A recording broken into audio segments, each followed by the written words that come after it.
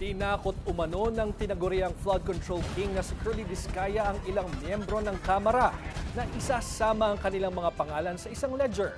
Yan daw ay kung hindi sila magbabayad ng utang mula sa advance payment ng nabulilyasong proyekto, ayon kay Senate President Pro Tempore Panfilo Ping Lacson. Sa isang radio interview, sinabi ni Lacson na aabot sa milyon-milyong piso ang hinihingi ng Vizcaya Patriarch sa mga mambabatas para burahin ang kanilang pangalan sa listahan. Hindi rin daw ligtas ang mga DPWH official at regional directors na hinuhututan din ng aabot sa 30 to 40 million pesos.